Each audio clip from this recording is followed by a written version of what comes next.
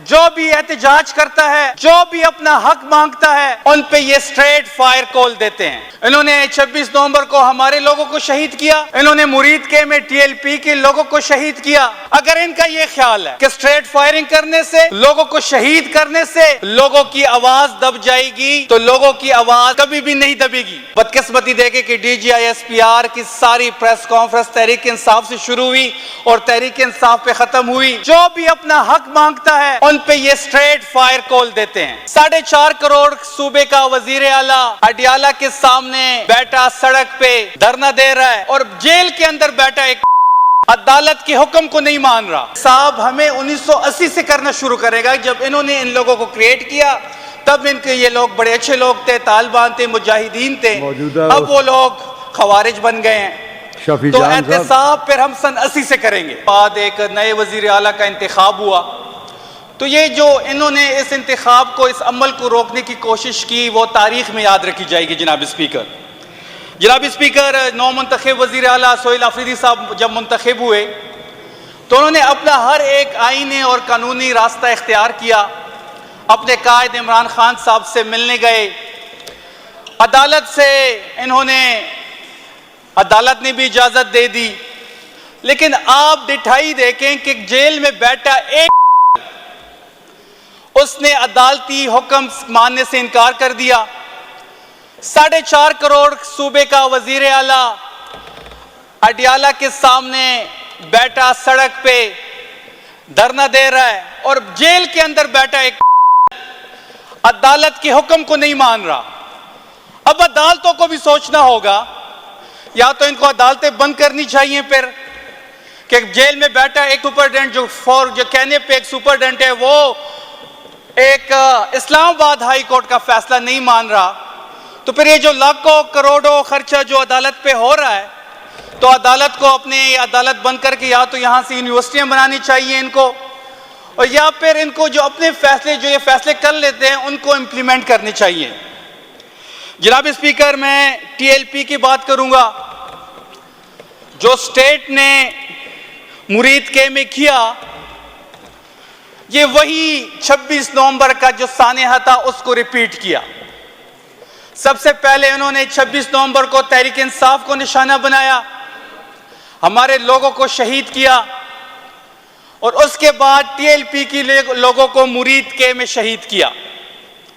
जनाब स्पीकर, अगर आप पाकिस्तान की आईन को उठाएं, पाकिस्तान के आईन में एहतजाज करना, धरना देना, जलसा जुलूस करना हर शहरी का हक है, लेकिन रियासत जो 26 नवंबर से लेके आज तक जो इन्होंने रवैया इख्तियार किया हुआ है कि जो भी धरना देता है, जो भी एहतजाज करता है, जो भी अपना हक मांगता है, उन पे ये स्ट्रेट फायर कॉल देते हैं।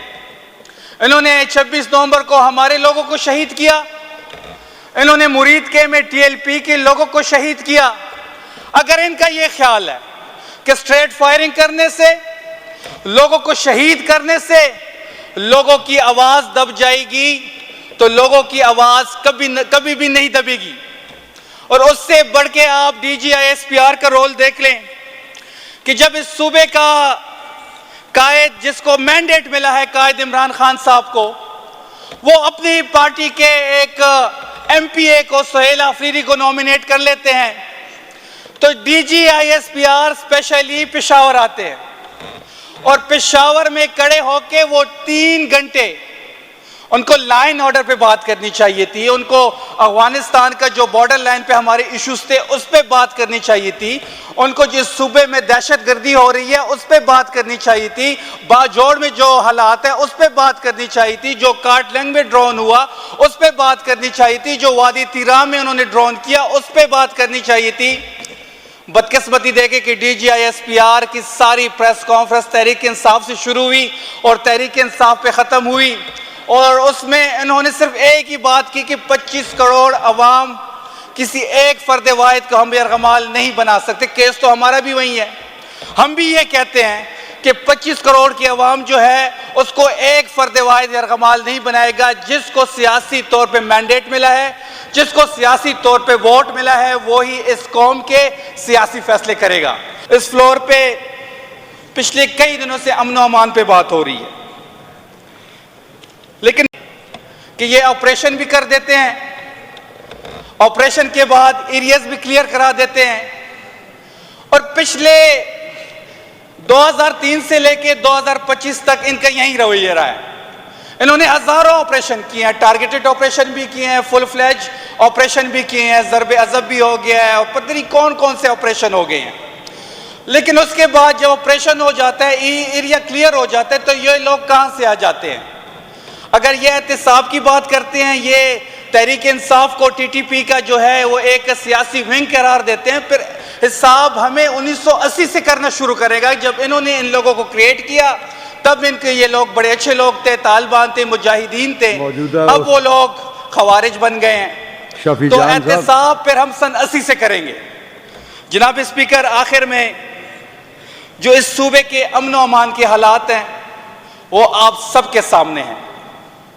हर एक डिस्ट्रिक्ट इस वक्त, खासकर मैं अगर अपनी सदर्न डिस्ट्रिक्ट्स की बात करूं या बाजोड़ की बात करूं या जो हमारा अफगानिस्तान के साथ बॉर्डर है वहां पे हालात की बात करूं, तो ये इस रियासती इदारे का जिम्मेदारी है कि वो इस रियासती इदारे की जिम्मेदारी है कि वो इस मुल्क का तहफ़्फ़ुज़ करें, ना कि इस रियासती इदारे का ये काम है कि वो अपनी सारी एनर्जी इमरान खान और तहरीक इंसाफ पे सर्फ करे। सुपरडेंट जो कहने पे एक सुपरडेंट है, वो एक इस्लामाबाद हाई कोर्ट का फैसला नहीं मान रहा, तो फिर ये जो लाखों करोड़ों खर्चा जो अदालत पे हो रहा है, तो अदालत को अपने अदालत बंद करके या तो यहाँ से यूनिवर्सिटियाँ बनानी चाहिए इनको, और या फिर इनको जो अपने फैसले जो ये फैसले कर लेते हैं उनको इम्प्लीमेंट करनी चाहिए। जनाब स्पीकर, मैं टीएलपी की बात करूंगा।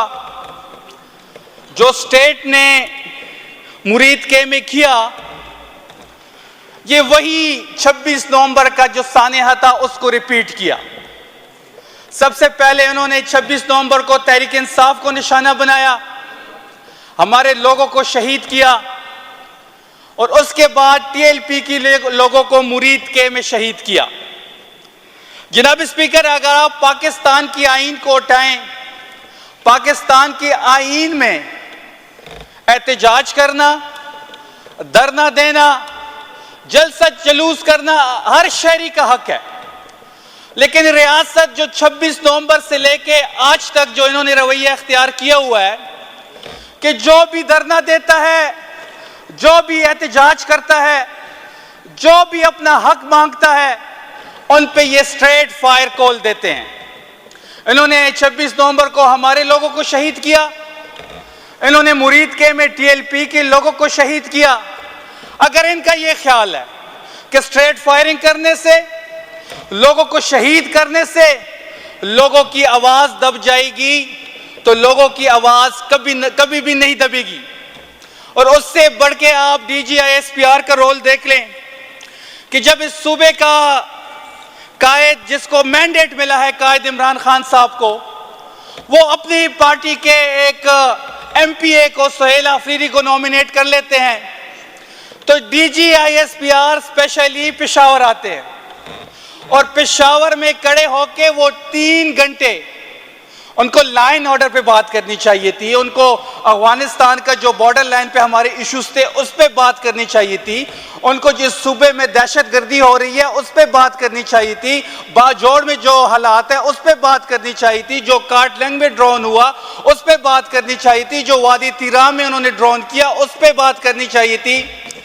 बदकिस्मती देखे कि डीजीआईएसपीआर की सारी प्रेस कॉन्फ्रेंस तहरीक इंसाफ से शुरू हुई और तहरीक इंसाफ पे ख़त्म हुई, और उसमें इन्होंने सिर्फ एक ही बात की कि 25 करोड़ अवाम किसी एक फर्द वाहिद को हम यरगमाल नहीं बना सकते। केस तो हमारा भी वही है, हम भी ये कहते हैं कि 25 करोड़ की अवाम जो है उसको एक फर्द वाहिद यरगमाल नहीं बनाएगा। जिसको सियासी तौर पे मैंडेट मिला है, जिसको सियासी तौर पे वोट मिला है, वो ही इस कौम के सियासी फैसले करेगा।